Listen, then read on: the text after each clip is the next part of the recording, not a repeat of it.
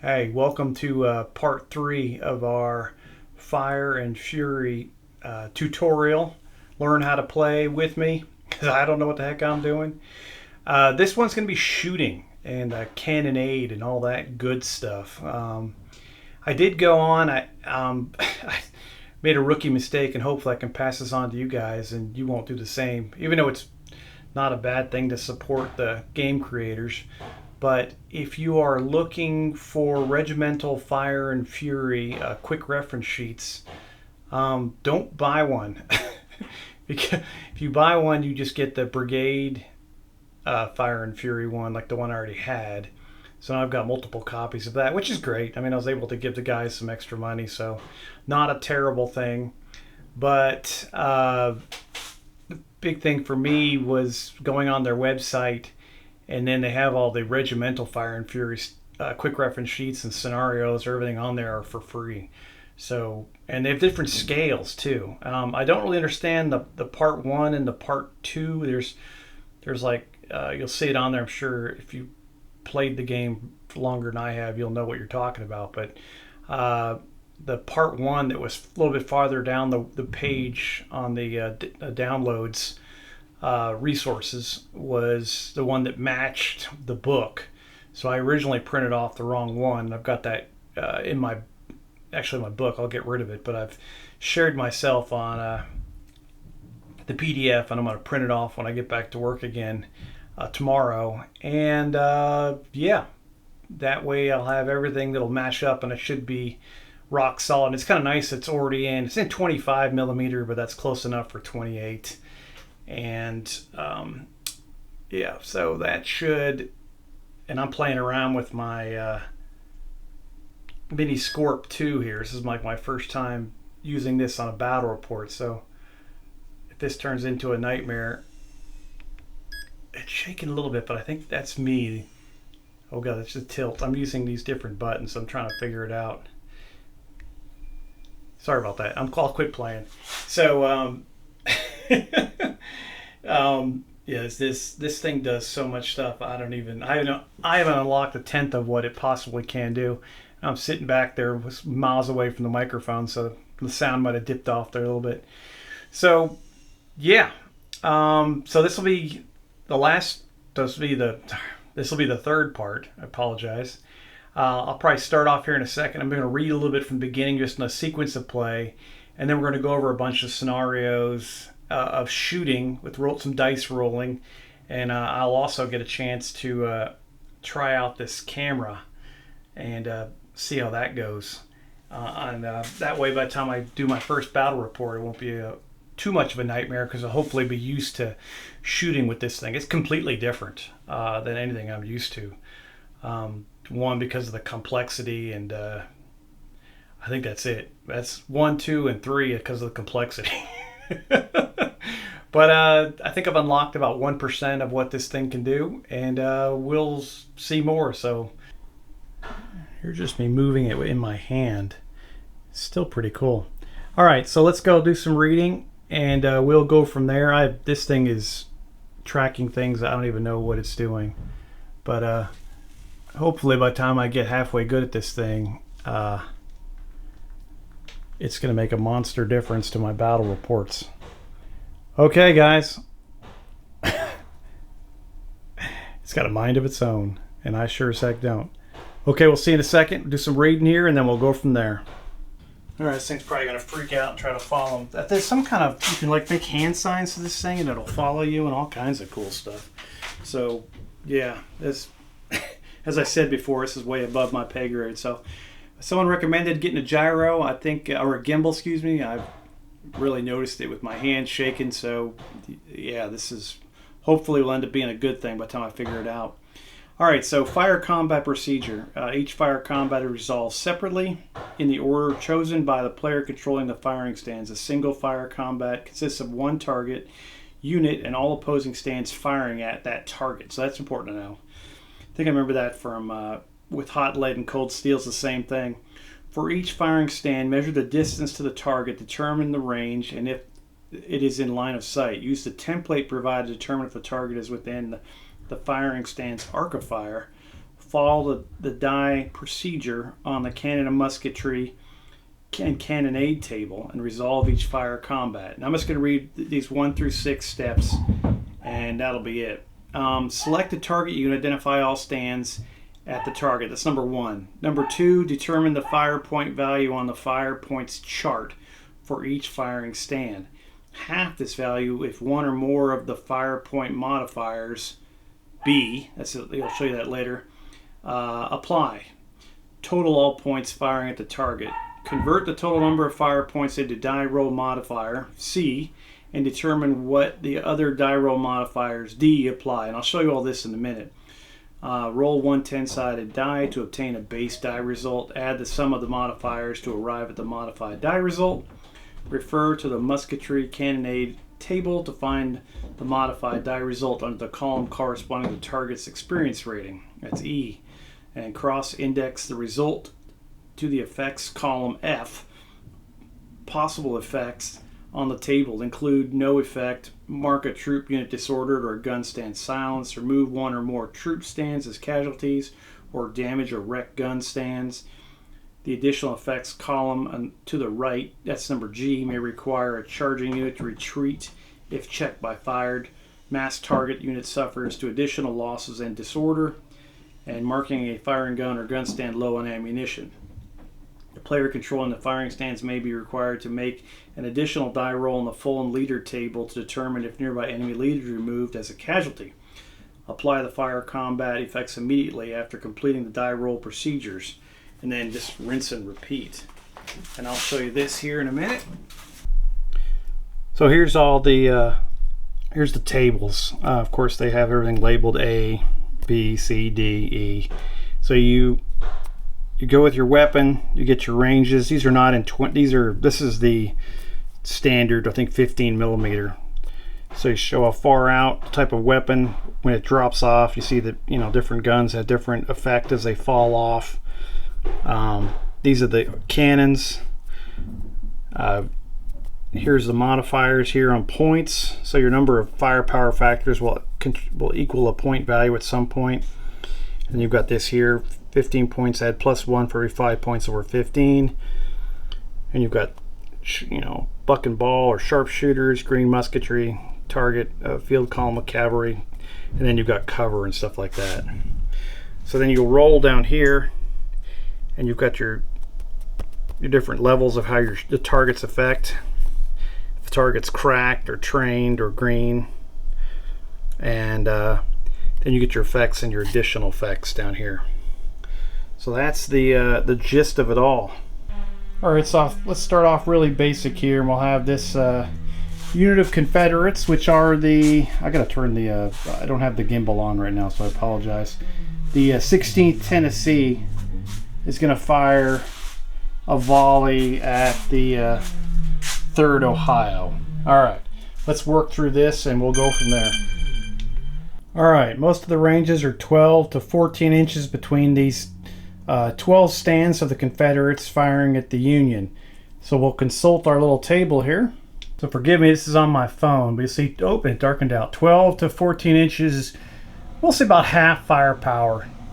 Just this one unit's going to fire at it. They have rifled muskets, which is the top column. I'll have this all printed out later, but we'll go ahead and so they're going to get about 6 shots then. So the target they're going to get 6 steps. Just this one unit's going to fire at them, which is 0 modifiers at that range. They're in the arc, which I checked. We'll show you that in a second. Actually, I'll show that now. Why not?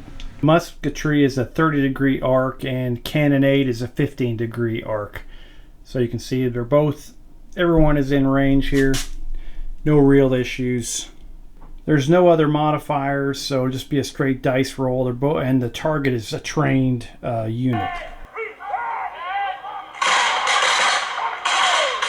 All right, so we rolled a 5. We'll go ahead and consult that on the table. Definitely have to relearn how to do things with this gimbal. I'm like, no! So a 5 would be galling fire. Troops disordered or lose one stand if already disordered. And if someone was charging, they could charge home. And if it was a gun, one gun would be silenced. So basically, you would mark the Union troops as disordered. They wouldn't take any. They wouldn't lose any stands because they weren't disordered before they got shot at, and that would be the end of that firing phase. Now, if you were to, let's say both of these units were to fire on this 33rd Ohio. Now, if both of these units would fire on that Ohio unit, there would be 12 from each, be 24. The range would cut it in half because they're over 12 inches. So that would be a total of 12 shots when you'd roll, and that would be we're looking at the table, 12 firepower factors would be a +3.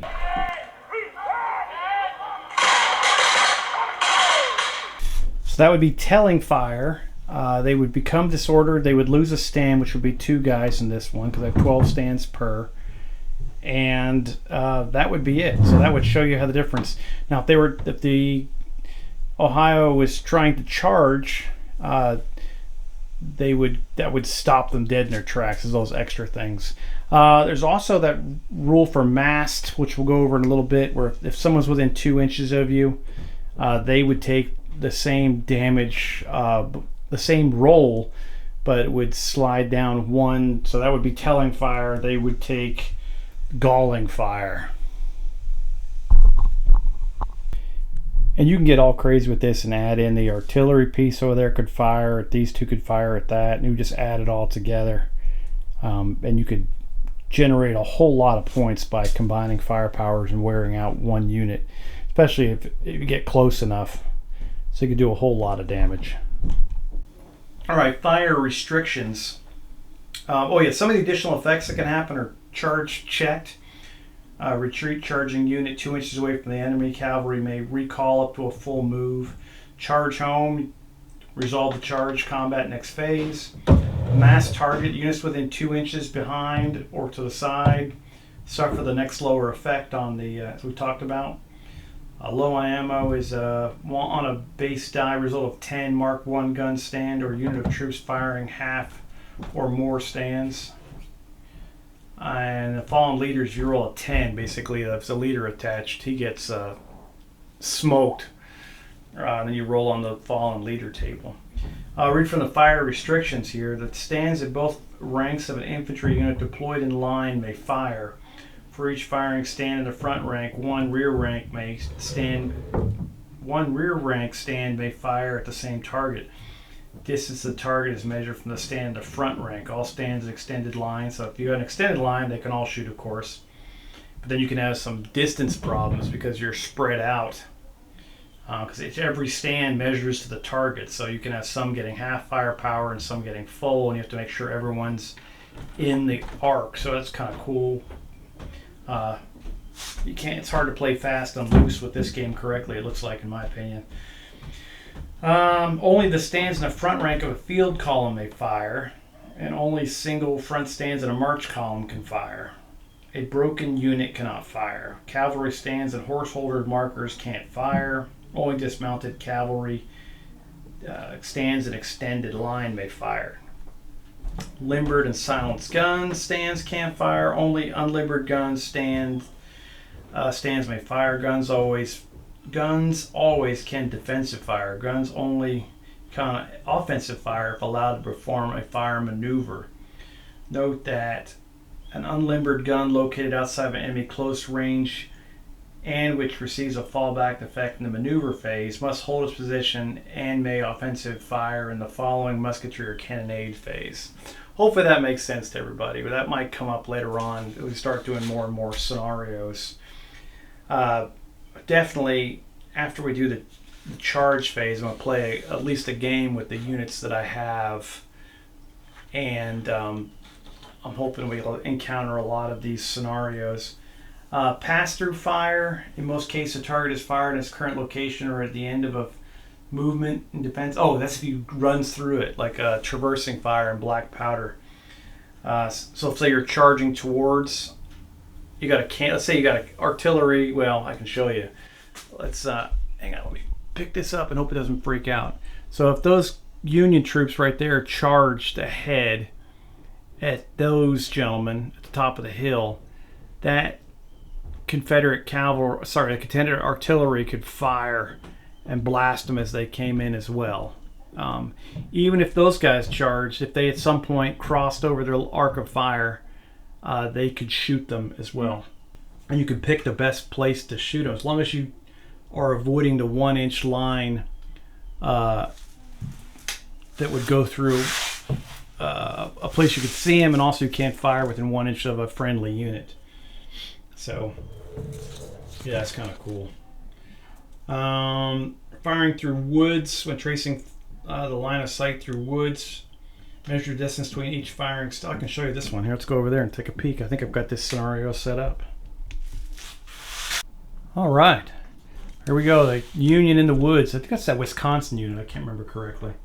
When tracing line of sight through woods, measure the distance between each figure stand and the target. If part of a distance is through the woods, the weapon range will be reduced. The stand may fire up to 10 inches through open woods and up to 4 inches through dense woods. Weapon ranges are unrestricted by terrain if firing stands are aligned along the edge of the woods. So the Wisconsin they're at the edge of the woods. They could blast out at the Confederates. And then that might affect someone if they were shooting from the side and they're passing through more of the woods than, or if they were farther back. Let's say they were 11 inches away, you can only fire 10 inches into the woods, so that would basically, that would trick them out. That would actually, it's such a good move right there. I think that's right. That does this, I think it does the same thing to artillery too. Artillery fire is called cannonade. Two classes of ammunition are used in a cannonade: canister and shot and shell. The class of ammunition depends on the distance to the target and the proximity of friendly units. All gun stands in a battery firing at the same target must fire the same ammunition. So a canister is basically a thin walled material full of ball bearings and golf balls, and you blast away. And then of course shot is the solid ball, and shell is, it's got a fuse, and then you fire and it explodes. Plunging fire is kind of cool. Plunging fire allows a gun to fire over woods and other units under certain conditions. A gun may use shot and shell for plunging fire. Guns may perform plunging fire if the target stands or target or both are in an elevated position higher than intervening units or woods. Guns cannot use plunging fire if the firing stand and the target are on the same elevation as the intervening units of woods. There must be a difference in elevation in order to perform plunging fire. And it's got all the different scenarios. That's pretty cool. So I'm making this camera freak out. Whee! There we go. So if those Confederates of the 8th Tennessee were firing at that, is that really the Wisconsin unit? 38th Indiana, excuse me. There would be a negative modifier, targeted in partial cover or an extended line. Full cover would be like behind a stone wall. And then of course a fortified position is pretty much, you got that one. So that's a minus, goes anywhere from -1 to -3. Even being an extended line is defensive enough. I think even if you're defensive line behind a fence, I think you get better cover too. I remember reading that somewhere. Or you get, actually, they get a bit more brave and they're able to shoot better, I think it is. I saw that earlier. I think I got all that. I got the modifiers. So when you get into disordered, low ammunition, you start having stuff. Read through this. Fire combat modifiers. Fire point modifiers listed to the right of the fire points chart located in the Musketry and Cannonade table. Fire point modifiers have, so that's the point where you add up how many fire points you have, and it turns into a plus or a minus. Disordered, low on ammunition or damaged guns, consult the fire points chart and total the fire points firing at a single target. Have the fire points for each troop stand if the unit is marked disordered or low on ammunition. Have the fire points for each gun stand marked damaged or low ammunition. You can have a low ammo gun, you can have a gun out of commission, you can have a gun wrecked. Or silenced is the other one. So I think you have to rally off silenced, and then wrecked is basically you're done for the. You're done. You got some sharpshooters and buck and ball. Sorry about that. Add one if half or more of the total fire points from the troop stand related are sharpshooters or firing buck and ball. And then you can only fire buck and ball if you're armed with smoothbore muskets. Green musketry. When firing combat for the first time, green troops tended to fire high. Subtract one if half or more of the total fire points are from green rated troops rated green. Troop target formation and movement. The group of die roll modifiers adds one to the basic die result if the target unit is in field column, cavalry marched by the flank of outfaced during a withdrawal or retreat conducted at passage of lines or broken. Enfiladed troops, you add two to that one. That's kind of cool, and it shows you the angles of that if you're firing. You draw a line if you're coming in from the side, basically. And you can have a whole unit that, if you fired in, some of the guys shooting might not be enfiladed, and some of the guys shooting might have an enfiladed depending on the angle. If it doesn't come in at a 45-degree angle. All right, so coming a 45-degree angle off here, like these two stands here, these guys would enfilade that target. The rest of them wouldn't. So these couple stands would add a little bit. These bad boys, not so much. They'd be firing in the front. I just read the rule. So at least one firing stand must be located entirely behind the enfilading line. So that's kind of cool. So they have two full stands behind the enfilading line, which comes off like this. These guys are fully in the enfilading side, so the entire unit would gain the enfilading. So turning the flanks is good. I guess that's why you would refuse the flank if those guys would change that formation and fire this direction. That way they wouldn't get enfiladed. But in that respect, then maybe some of the angles wouldn't. See, then you wouldn't be able to shoot all your stands because these guys would be. Let's say they refuse the flank. This is real down and dirty. Sorry. This is the not so fun part of single-based units. So you can have up to half forming a 45-degree angle. So they're refusing to flank out to the side there. Now they're not enfilading.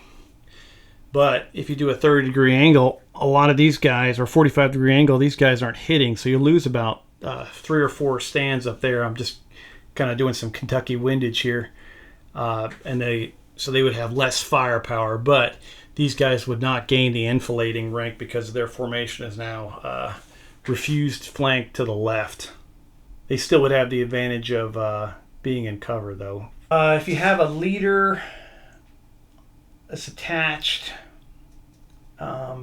you roll a die, and they roll a 10, unmodified 10, when you're trying to shoot the other formation. Or if it's in two, if he's attached, or a brave colonel. You roll on the fallen leader chart, and 1, 2, 3, he coolly ignores the fire. 4, the staff officer is struck. 5, coat pierced but unscathed. 6, the horse shot out from under him, so then you're kind of hosed then for a turn. A mere flesh wound, they remove the leader for 1 turn and he's back on a 7. 8, he's grievously wounded, remove leader from game. 9, he's mortally wounded. He's going to die later. And then 10 is shot dead in the saddle, which is always a crowd pleaser. So that's kind of the shooting phase. You can even have units firing. If they're firing at the same target, that artillery could fire from way over there. I'm going to try to do this without messing this up too bad.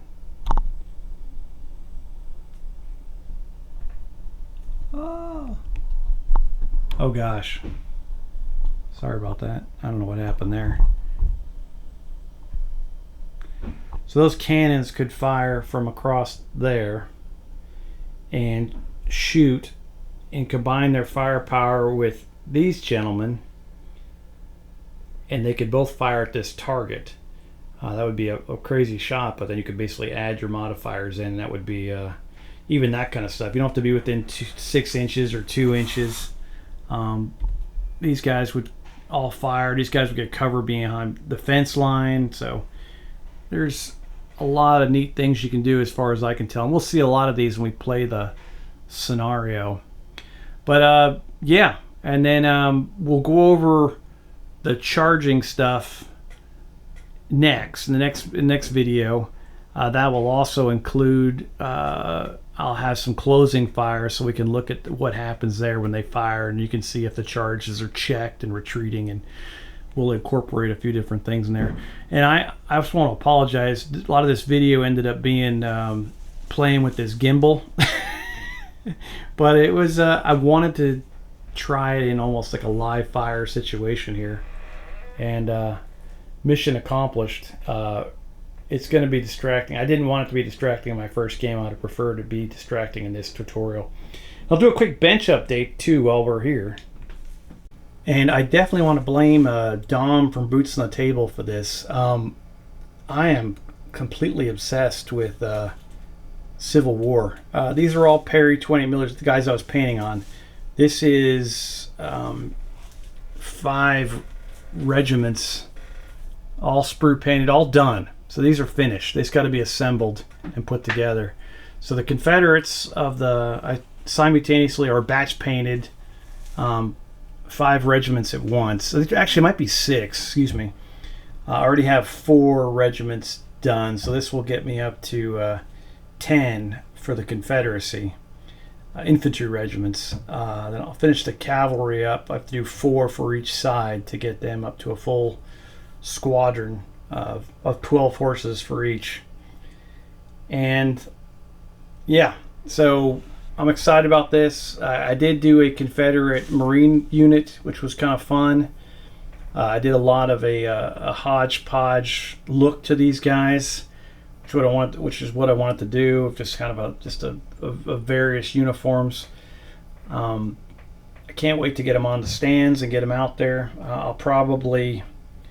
I'm gonna start mixing a matches while I work on the Union, which I will start probably tomorrow. I got 3 full boxes of Perry's to get done over there, and that'll be a good stopping point for me. I think I'm gonna play a game of Chain of Command. I got to bring my 3 tanks in that I got from Chris Reed at Panacea Print on Etsy, Travis's buddy. He was fantastic. I got to paint those 4 tanks I got from him, excuse me. And I want to have a big game of big Chain of Command before I start painting the Union, because I am just like, I was on a mission to get these guys done, and I'll be on a mission to get the next guys done, but I don't think I can concentrate and have a good time on the game, because I've got some kind of psychological issues now where I have to paint Civil War guys. I am going to do, what's it called after this? Epic Civil War. But that's after I get these units done. And then I'll, at some point, we'll add on. I'll get up that Battle in the Box from Perry Miniatures, and I will add on to these 28mm. But I am not going beyond 12 infantry battalions, maybe 2 cavalry squadrons, and maybe I might do 16. Please, you can be mad at me if you want to, and then no more than 4 batteries, and that's as big as that project will get for 28mm. Now the Epic I plan on going absolutely insane on, just because I think that's going to be awesome. So that's it. These are done, and I'm kind of excited, and once again I apologize for my gimbal insanity. So Fire and Fury is great. I wish there was more games online to watch. It's either Australian gentleman or a New Zealand gentleman. I'm sorry, I'm not the best on accents from over that part of the world. So I can't tell those 2 apart at least.